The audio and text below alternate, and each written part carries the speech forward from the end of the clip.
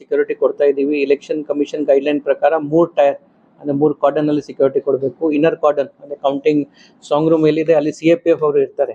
ಯಾಕಂದರೆ 3ನೇ ಲಾಸ್ಟ್ ಅಂದರೆ ಹೊರಗಡೆ ನಾವು ಇರ್ತೀವಿ. ಕೌಂಟಿಂಗ್ ದಿನಕ್ಕೆ ನಾವು ಇನ್ನೂ ಸ್ವಲ್ಪ ಹೆಚ್ಚಿನ ಫೋರ್ಸ್ ತಗೊಂಡು ಬಂದೋಬಸ್ತ್ ಮಾಡ್ತಾ ಇದ್ದೀವಿ. ಅದರಲ್ಲಿ ಮುಖ್ಯವಾಗಿ ಈಗಾಗಲೇ ಸರ್ 163 ಆರ್ಡರ್ ಬಗ್ಗೆ ತಿಳಿಸಿದ್ದಾರೆ. ಅಂದರೆ 200 ಮೀಟರ್ ಕೌಂಟಿಂಗ್ ಸೆಂಟರ್ ಸುತ್ತಮುತ್ತ ಯಾವುದು ಗ್ಯಾದರಿಂಗ್ಗೆ ಅವಕಾಶ ಇರೋದಿಲ್ಲ, ಸ್ಲೋಗನ್ಗೆ ಅವಕಾಶ ಇರೋದಿಲ್ಲ. ಅದ್ರ ಜೊತೆಗೆ ಎಲೆಕ್ಷನ್ ಕಮಿಷನ್ದು ಕೆಲವು ಗೈಡ್ಲೈನ್ಸ್ ಇದೆ. ಆಲ್ರೆಡಿ ಅವರು ಪೊಲಿಟಿಕಲ್ ಪಾರ್ಟೀಸ್ಗೆ ಅವರ ಏಜೆನ್ಸ್ಗೆ ತಿಳಿಸಿದ್ದಾರೆ.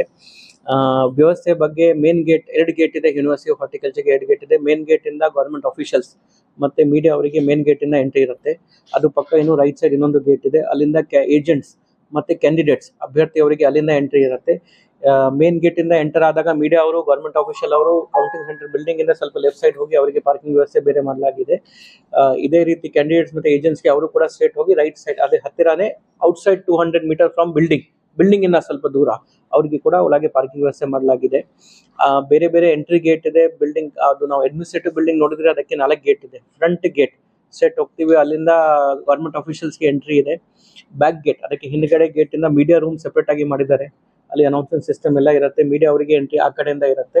ಅವರು ಸರ್ ಹೇಳ ಪ್ರಕಾರ ಬೆಳಿಗ್ಗೆ ಅವರು ಸಾಂಗ್ ರೂಮ್ ಓಪನ್ ಆದ ನಂತರ ಅವರು ಆ ರೂಮ್ ಅಲ್ಲಿ ಹೋಗಿ ಅಲ್ಲಿಂದ ಮಾನಿಟರ್ ಮಾಡಬಹುದು ಯಾವುದು ರೌಂಡ್ಸ್ ಅಲ್ಲಿ ಏನೇನು ಆಗ್ತಾ ಇದೆ. ಅದ್ರ ಜೊತೆಗೆ ಪಬ್ಲಿಕ್ಗೆ ವೆಟರ್ನಿಟಿ ಹಾಸ್ಪಿಟಲ್ ಹತ್ತಿರ ಒಂದು ಪಬ್ಲಿಕ್ ಅನೌನ್ಸ್ಮೆಂಟ್ ಸಿಸ್ಟಮ್ ಮಾಡ್ತಾ ಇದ್ದಾರೆ. ಪಬ್ಲಿಕ್ಗೆ ಕೂಡ ಅಲ್ಲಿ ಇರೋದು ವ್ಯವಸ್ಥೆ ಮಾಡಿದ್ದೀವಿ. ನಮ್ಮ ಪೊಲೀಸ್ ಸಿಬ್ಬಂದಿ ಎಲ್ಲ ಕಡೆ ಇರ್ತಾರೆ. ಈ ಲೆಫ್ಟ್ ಸೈಡ್ ಅಂದ್ರೆ ಮೇನ್ ಗೇಟ್ ಮತ್ತೆ ಬ್ಯಾಕ್ ಗೇಟ್ ನಾನು ಕವರ್ ಮಾಡಿದ್ದೀನಿ. ಲೆಫ್ಟ್ ಸೈಡ್ ಅದಕ್ಕೆ ಈಸ್ಟ್ ಗೇಟ್ ಹೇಳ್ತಾ ಇದೀವಿ. ಈಸ್ಟ್ ಗೇಟ್ ಇಂದ ಏಜೆಂಟ್ಸ್ಗೆ ಎಂಟ್ರಿ ಆ ಕಡೆಯಿಂದ ಇರುತ್ತೆ.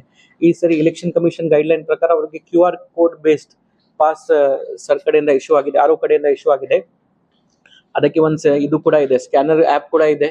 ಅವರು ಪಾಸ್ ಆದ ನಂತರ ಅಲ್ಲಿ ಗೇಟ್ ಕೌಂಟಿಂಗ್ ಗೇಟ್ ಅಂದ್ರೆ 3 ಕಡೆ ಚೆಕ್ ಆಗುತ್ತೆ. ಫಸ್ಟ್ ಕಾರ್ಡನ್ ನಮ್ಮಲ್ಲಿ ಚೆಕ್ ಆಗುತ್ತೆ. ಸೆಕೆಂಡ್ ಸ್ಟೇಟ್ ಆರ್ಮ್ ರಿಸರ್ವ್ ಅವರು ಇರ್ತಾರೆ. ಥರ್ಡ್ 3ನೇ ಕ್ಯಾಟಗರಿಯಲ್ಲಿ CAPF ಅವ್ರಿಗೆ ಇರ್ತಾರೆ, ಅವ್ರು ಚೆಕ್ ಮಾಡ್ತಾರೆ.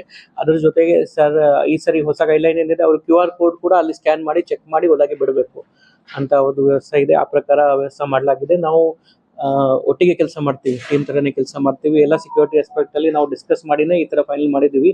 ಸೊ ದಟ್ ಪಬ್ಲಿಕ್ಗೆ ಮಿನಿಮಮ್ ತೊಂದರೆ ಆಗುತ್ತೆ. Plus security aspect election commission ಪ್ರಕಾರ ಏನೇನು ಮಾಡಬೇಕು ಅದು ಎಲ್ಲ ಫುಲ್ಫಿಲ್ ಆಗುತ್ತೆ. ಅದ್ರ ಜೊತೆಗೆ ಪಬ್ಲಿಕ್ಗೆ ನಾವು ರಿಕ್ವೆಸ್ಟ್ ಮಾಡ್ತಾ ಇದ್ದೀವಿ. ಎಲೆಕ್ಷನ್ ಕಮಿಷನ್ ಗೈಡ್ಲೈನ್ ಕೂಡ ಇದೆ. ಅಲ್ಲಿ ಕೌಂಟಿಂಗ್ ಸೆಂಟರ್